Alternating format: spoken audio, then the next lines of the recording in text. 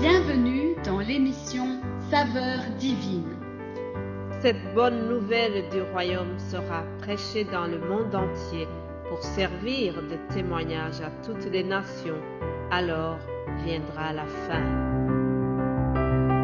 Ce pain céleste vous est présenté par Immaculée Niraneza.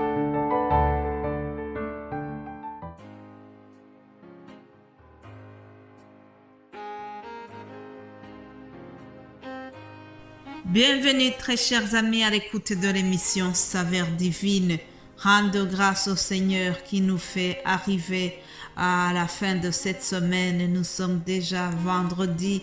Je bénis l'Éternel pour cette semaine qui vient de s'achever. Je bénis l'Éternel pour tout ce qui s'est passé dans les écoles. J'ai eu des bonnes nouvelles de certains qui ont réussi, qui ont passé d'une année à l'autre. Certains élèves qui ont réussi leur CEB, nous continuons à les féliciter et nous prions pour que Dieu les accompagne dans leur scolarité, ainsi que tous ceux qui sont encore dans des cycles scolaires. Nous prions que le Seigneur aide tout le monde et que le Seigneur aussi soit avec les parents. Commençons notre méditation par le psaume 103. Juste 2 versets de ce psaume.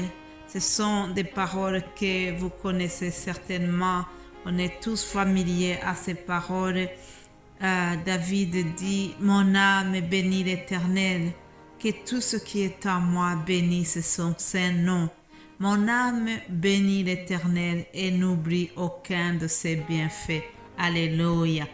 C'est ce que nous devons faire, chers amis. Un exercice vraiment à adopter tous les jours, c'est bénir l'Éternel. Chaque enfant de Dieu doit vraiment bénir Dieu, doit remercier l'Éternel, quelles que soient les circonstances.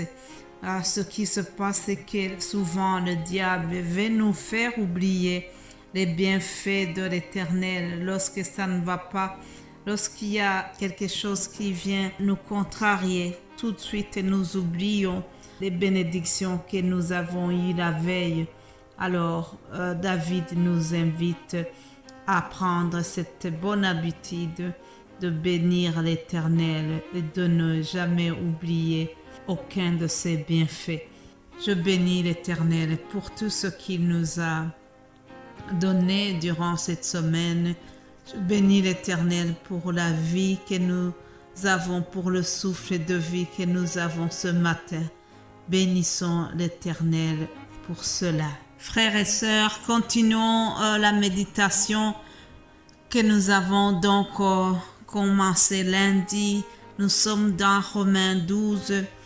J'ai pris quelques versets dans Romains 12. Notamment, nous avons vu le verset 2 qui nous invite à ne pas nous conformer au siècle présent, mais que nous devions être transformés par le renouvellement de l'intelligence. C'est ça que nous avons vu mardi et mercredi. Je crois que je n'exagère pas si je vous dis que le monde fait pression sur nous pour que nous agissions comme tout le monde, pour que nous ressemblions à tout le monde et que nous soyons vêtus comme tout le monde, que nous écoutions la même musique et que nous puissions vraiment avoir les mêmes produits, agir comme tout le monde. Mais ce n'est pas cela que Dieu veut de ses enfants. Étant donné que nous sommes mis à part, chers amis, nous devons marcher au rythme qui est différent de celui du monde. Notre marche doit être différente. Le monde passe et sa convoitise aussi. Celui qui fait la volonté de Dieu a la vie éternelle. Alléluia. Hier, nous avons parlé de l'unité et de l'humilité. Et aujourd'hui, en terminant la semaine, nous allons voir le verset 6. Romains 12, 6, je lis ceci.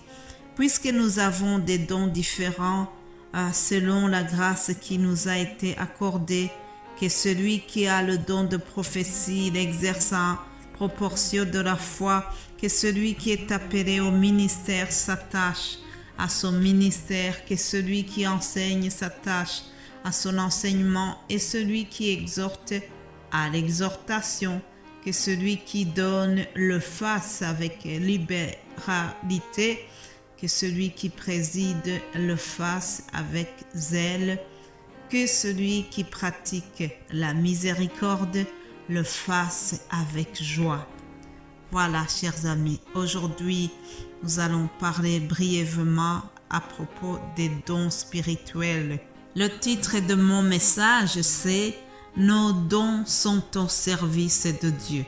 Si tu as un don quelconque, sache que ça doit être prioritairement au service de ton église locale, au service du corps du Christ.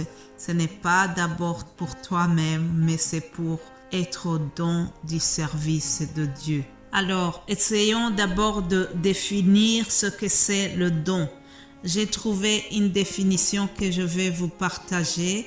Le don est une capacité donnée par Dieu pour le servir. Vous êtes rendu capable d'accomplir certains services spéciaux pour le Seigneur. C'est une capacité surnaturelle de faire quelque chose dans le corps de Christ. Voilà la définition du don, chers amis. Autre chose que nous devons savoir sur le don, c'est qu'un don spirituel n'est pas un talent naturel. Ce qui accomplit quelque chose dans le corps de Christ, c'est le don spirituel. Ce n'est pas un talent qui est naturel. Lisons Éphésiens 4 au verset 7. Éphésiens chapitre 4, verset 7. Il est écrit « Mais à chacun de nous, la grâce a été donnée selon la mesure du don de Christ. » C'est pourquoi il est dit « Étant monté dans les hauteurs, il a emmené des captifs et il a fait des dons aux hommes. » Retenons surtout cette partie qui dit que à chacun de nous, la grâce a été donnée selon la mesure du don de Christ. Mes bien-aimés de Dieu, dans sa bonté, dans sa grâce, Jésus-Christ le Seigneur nous a donné tous un don sur mesure, un don qu'il a donné à chacun. Et ce don doit être adapté pour être utile dans le corps du Christ. Ne te plains pas en te disant « Oui, mais moi, je n'ai pas un don ». Non, certainement que tu as un don quelconque. Tu dois prier pour savoir quel est ton don. Tu dois chercher à bien discerner quel est ton don. Il y a certainement un don qui est en toi et tu dois le mettre au service de Dieu. Tu dois ranimer la flamme de ton don, comme l'apôtre Paul l'a dit à Timothée dans 2 Timothée 1, 6. Il lui a dit ceci. C'est pourquoi je t'exhorte à ranimer la flamme du don de Dieu que tu as reçu par l'imposition de mes mains. Ça, c'est l'apôtre Paul donc qui rappelle à Timothée qu'il doit ranimer la flamme du don, le don de prédication que Dieu lui avait donné, le don d'enseignement de la parole. Et quelque part aussi lui dira à n'aie pas honte du témoignage à rendre à notre Seigneur. Il lui dira aussi que personne ne méprise ta jeunesse. Mais bien-aimés de Dieu, parfois il y a des personnes qui veulent mépriser les dons que le Seigneur nous a donnés. Mais nous ne devons pas nous laisser intimider. Nous devons toujours ranimer la flamme du don que le Seigneur nous a donné et le mettre au service du corps de Christ. Alléluia. Je termine par cette parole que nous trouvons dans 1 Corinthiens 12, verset 4, où il est écrit « Il y a diversité des dons, mais le même esprit, diversité de ministères, mais le même Seigneur, diversité d'opérations, mais le même Dieu qui opère tout en tous. » Verset 7, il est écrit « Or à chacun la manifestation de l'Esprit est donnée pour l'utilité commune. Alléluia. Mes bien-aimés de Dieu, sachez que nos dons ne sont pas vraiment pour des fins, pour des besoins personnels, mais nos dons sont au service du bien commun, du bien du corps de Christ. C'est pour ça que j'ai commencé en vous disant que le titre de ce message, c'est « Nos dons sont au service de Dieu ». Je vous souhaite vraiment de bien réfléchir et demander l'aide du Saint-Esprit pour savoir quel est votre don et pour bien le mettre au service du corps du Seigneur. Je termine en vous souhaitant aussi bon week-end et nous allons continuer la semaine prochaine, Dieu voulant. Que Dieu vous bénisse abondamment.